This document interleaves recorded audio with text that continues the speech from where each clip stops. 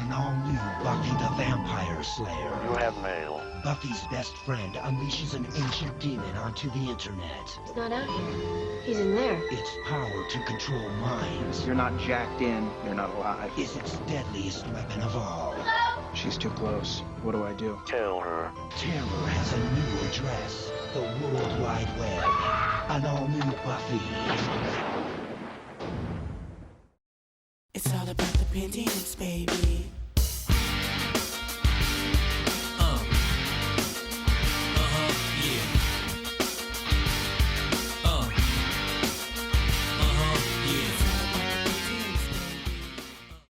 Buffy the Vampire Slayer, Season 1, Episode 8, I, Robot You, Jane, written by Ashley Gable and Thomas A. Sweden, and directed by Stephen Posey, is in my opinion the worst episode of Buffy, narrowly beating Season 2, Episode 5, Reptile Boy. Like episodes of other urban fantasy shows of the 1990s like The X-Files and So Weird, I, Robot You, Jane presents a very technophobic view of computers and the internet. No one but us computer geeks really understood the potential of computers and the internet, and for the most part computer geeks were not writing TV shows, so we got a lot of these stupid demonizations of our tools. The episode is bad in basic concept, and then it proceeds to mess around with Willow's intelligence and demonize geeks. And then there's a stupid robot. It's just a mess. On a scale of 1 to 10, it sucked. It begins in 1418, in Cortona, Italy, not to be confused with Cortana. What are you talking about? A demon called Moloch the Corruptor leads a cult of humans who love him and pledge their lives to him, and he kills them in return. Why are Joss's cult episodes always stinkers? Moloch is interesting as one of the only biblical entities referenced on the show. Leviticus chapter 18 verse 21 says, "And thou shalt not let any of thy seed pass through the fire to Moloch," meaning that the ancient Israelites should not sacrifice their children to a pagan god. Not that God specifically had issues with murdering children, which he did himself many times. Note to self. Religion, freaky. Unlike Supernatural, Buffy never got very far into Christian mythology. Nazi-like? Heil. Moloch is a Hitler figure. He gets people to follow him but cares nothing for human life himself. After he kills a young man named Carlo, a group of monks decide enough is enough and they perform a spell to bind him to an object. It's kind of a parallel to what happened with Angel in the Romanis, but the monks don't give Moloch a soul, they just trap him in a book. Unfortunately, if the book is ever read aloud, Moloch would get out again, so they hide it away to keep it safe for all time. Books are supposed to be good, so the idea of a book being a source of danger is an interesting idea. Joe Rowling played around with that a bit in Harry Potter, so I could see a book horror story being interesting, but they of course have to demonize computers so it doesn't stay a book story. The book ultimately ends up in the Sunnydale High Library, and it only sees the light of day when all of the books are gathered up to be scanned to make digital copies. Giles absolutely hates this, but he has to help the computer teacher, Ms. Calendar. Though she will eventually be known as Jenny Calendar, she was originally called Nikki Calendar, which proved problematic because Xander's actor Nicholas Brendan was called Nikki on set, and to reduce confusion they cut her first name from the script. Some students are also helping. Giles has the Scoobies, and Ms. Calendar has a couple of boys with her, Dave and Fritz. Buffy is the first one to find the Moloch book, and she expresses disdain for it as a book without even knowing what it is. This is thematic foreshadowing because teenagers are stereotyped to hate books when they should love them and shun computers. It couldn't have anything to do with an institutional schooling environment forcing teens to read and thus giving them a negative association derived from coercion. No, it's because teens are shallow and will choose the evil computer over the wholesome book. And the writers know computers are evil because they're new, and the writers didn't grow up with them. And as we all know, all generations must value the exact same things as their predecessors, or there's something wrong with them. Yeah, it's not nearly as condescending as Halloween Rain, but there's an edge of condescension that leaves a bad taste in my mouth. Giles gives instructions on organizing the books for scanning, but he confuses the term scan with skim, and Ms. Calendar corrects him. He acknowledges his mistake with absolute disdain. Yeah, how dare she correct him on terminology? He's a librarian, not someone who cares about words. Giles weakly protests the computer takeover when he appreciates books, because it's not like computer technology will ultimately be used to give you hundreds of books on an easy-to-use tablet. Now, you need deals with the devil for that kind of literary mastery. In response, computer geek Fritz gives this bizarre defense that sounds like he's a cult member. The printed page is obsolete. Information isn't bound up anymore. It's an entity. The only reality is virtual. If you're not jacked in, you're not alive. What? This is technically a joke. Ms. Calendar's trying to defend computers, and she has to deal with help that makes things worse, because he makes computer geeks sound like a cult. On the other hand, it really feels like this is how the writers perceive computer culture. This passion is strange to them, so they make it look like a cult. I'll note that this is before Moloch's influence. Ms. Calendar builds on Fritz's argument to try to sway Giles over to the dark side by describing how the world is embracing the internet. Giles says that this actually horrifies him, like the world is losing something precious and everyone's just drinking the Kool-Aid. This is an attitude that a lot of adults had during the 1990s. I recall Animorphs being really computer negative, with aliens passing judgment on humans being backward for embracing technology supposedly worse than pre-existing technology. Why would you want to email when you have a phone which is 10 times superior? And in one book, the author insert Cassie ranted at the computer-savvy Marco for supposedly trying to alienate her with computer terminology when he was dealing with a security issue, which at the time made me want to absolutely slap her.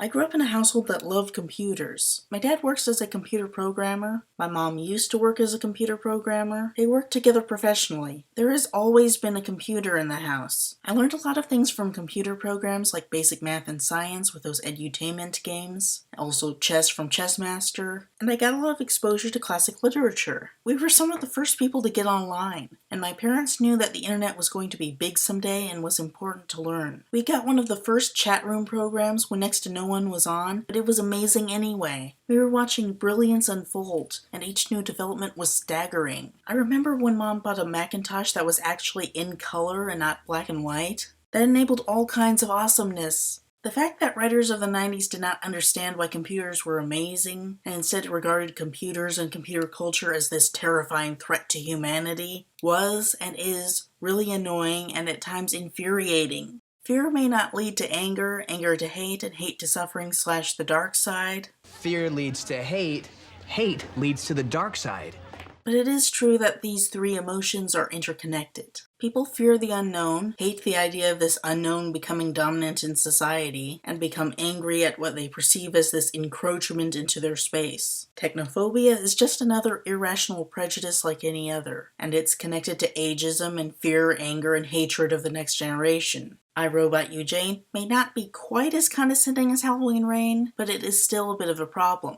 Willow is the one most dedicated to scanning the books, and she stays late to continue the project. She scans the Moloch trap, and the words disappear as the data is transferred. Moloch is released in digital form, and he now has the power to possess any machine on the internet. You can't imagine the wealth of information. The knowledge, so much, so fast. It's glorious. And he thus decides to hang around in Sunnydale and mess with teenagers, because that's what any super powerful being would do. The next day, Willow comes to school madly in love with a boy named Malcolm. Get it? Moloch? Malcolm? He's so clever! Buffy eagerly engages in girl chat until it comes out that Willow doesn't know what Malcolm looks like. You know why? Because she only knows him from online. Holy shit! She might as well have announced that she's dating the Grand Wizard of the KKK. Buffy doesn't get it at this point, but her reaction and difficulty understanding what Willow is talking about is used to create a feeling of tension, to drive home the message that what Willow is talking about is bizarre and unnatural. It has a very stale atmosphere, like that of a very special episode, to tell kids about a danger in the world. People meet online. It's not that weird. Not even back then. Meanwhile, in the computer lab, Fritz and Dave talk to Moloch, having been ensnared by his evil charms. Notably, Fritz acts exactly the same as before he was corrupted. It seems like it's saying that the hardcore computer geeks are unhinged and dangerous. And honestly, it takes more than a single night to make people your deluded followers. Cult leaders draw people in over weeks. At first I thought that Moloch had some kind of hypnotic power, but no, it's just him talking to people and being charming. Even the Star Wars prequels depict that better than in this episode. Buffy and Willow come in, continuing their conversation. Buffy's still confused about how you can meet someone you can't see. Just wait 3 episodes, Buffy. Willow finally catches Buffy up to speed. Willow is not portrayed well here. I don't mean that we're to think negatively of her, just that her character is not represented well. She's a genius who can hack into government servers and rescue Giles from Darla, but iRobot Eugene turns her into a silly schoolgirl with a crush. She gets an email message from Malcolm that says, "I'm thinking of you," and she gushes over that without any awareness of the potential sketchiness of the situation. Also, the depiction of the email is very odd. Whoever made this didn't really understand how email worked. It actually kind of reminds me of 50 Shades of Grey, with the naive girl getting creepy emails from an overly controlling figure that suggest a lack of understanding of internet protocols. Yeah, I'm actually comparing Willow Rosenberg to Anastasia Steele. That's how bad this episode is. Buffy confronts Willow about not really knowing this guy. Willow says that yes, she does know him, but Buffy says that she may not know him well enough. Yes, this is Buffy, the girl who 30 seconds ago didn't know the word online. Online for what? Lecturing Willow on internet safety. It doesn't make sense. Moloch observes them through a webcam. He looks up Buffy's file and sends Fritz her picture with the instruction to watch her. Gee, isn't it funny that Fritz has a folder open called Buffy iRobot? Hey, wait a minute. Willow tells Buffy what Malcolm has told about himself, including his name Malcolm Black. Now, Malcolm sounds roughly like Moloch, but Black is just chosen because he's evil. They made everything black, ugly, and evil. Look in your dictionary and see the synonyms of the word black.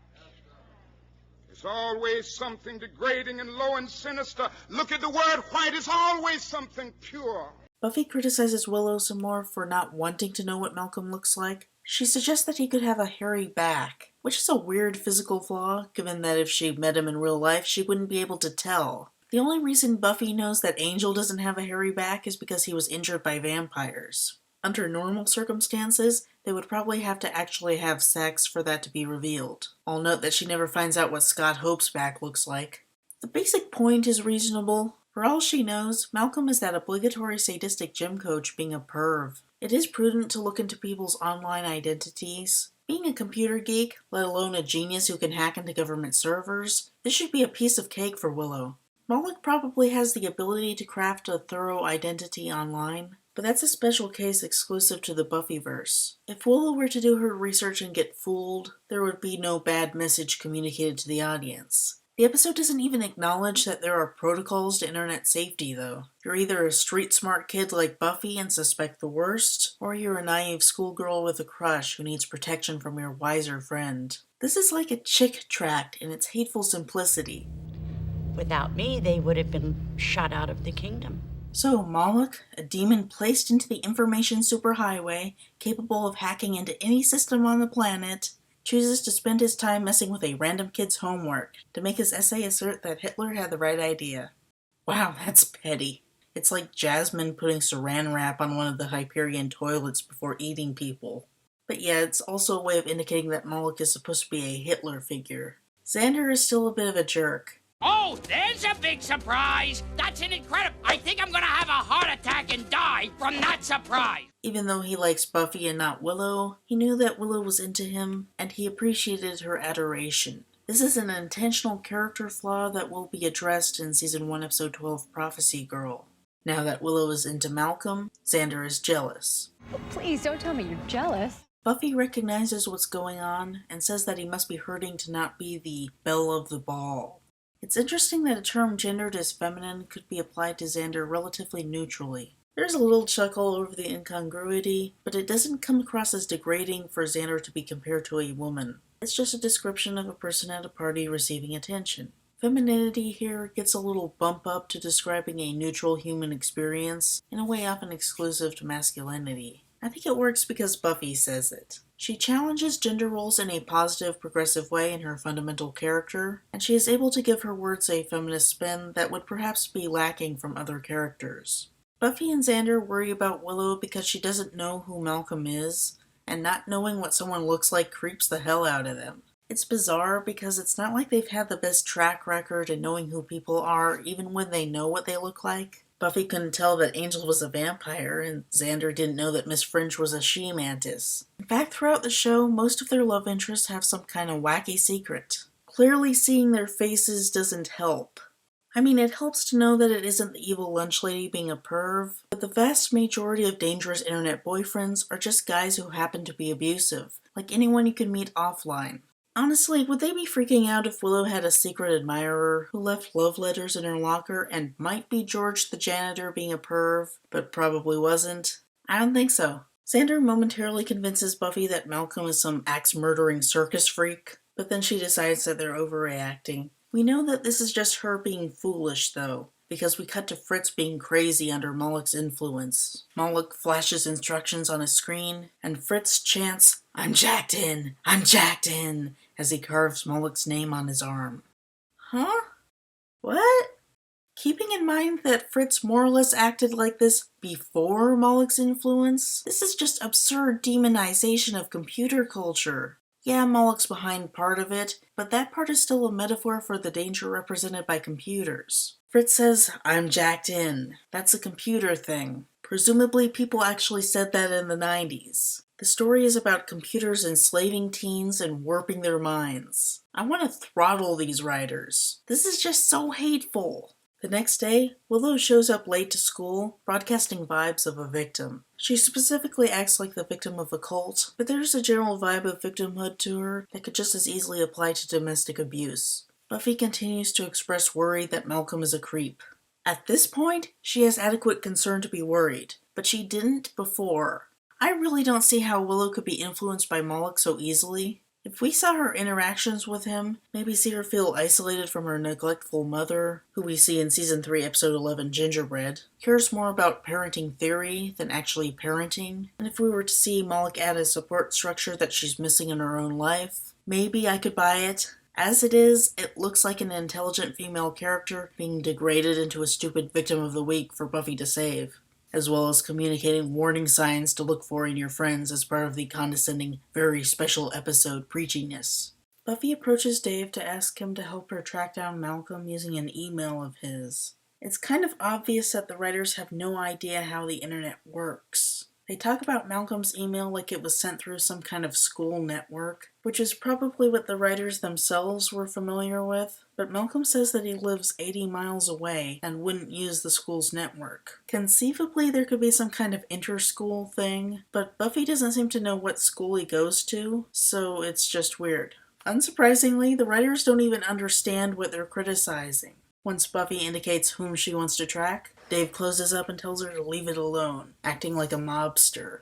After school, Buffy follows Dave to an abandoned computer company, Calyx Research and Development, CRD, whose logo looks oddly like the Halo font. Moloch observes her spying and tells Fritz to get rid of her. Fritz is into it, in a detached, macho sort of way. This is what this episode characterizes geeks as. I suppose it's slightly feminist for having a villain be this kind of masculine evil, but it's so insulting to the younger generation that it's mostly problematic. The show does geeky masculine evil much better with Tucker Wells in Season 3, Episode 20, The Prom, and with the trio in Season 6, where it's not completely condescending to teenage geeks as a whole. Buffy reports to Giles and Xander. Xander's uncle worked at CRD as a janitor, so Xander can offer valuable exposition. This blows Buffy and Giles away, because he's never been useful in that capacity before, even though he clearly was in the Harvest when he described the tunnel system the vampires were using.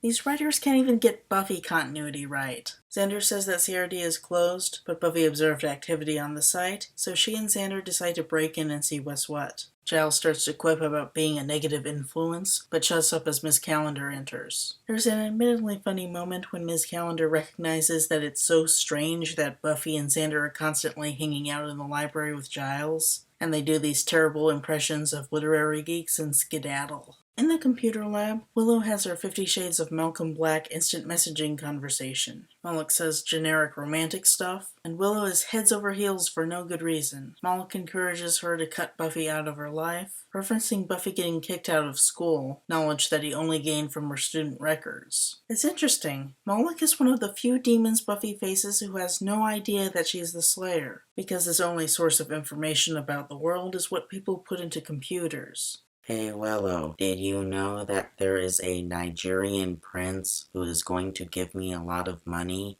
Pretty cool, huh? Willow catches onto the discrepancy and finally gets suspicious. She signs off. by turning off the monitor. It's slightly feminist that she asserts independence from her creepy boyfriend, but the episode is just so condescending to her character that it's hard to appreciate that. Upgrade my system at least twice a day. I'm strictly plug and play. I ain't afraid of Y2K.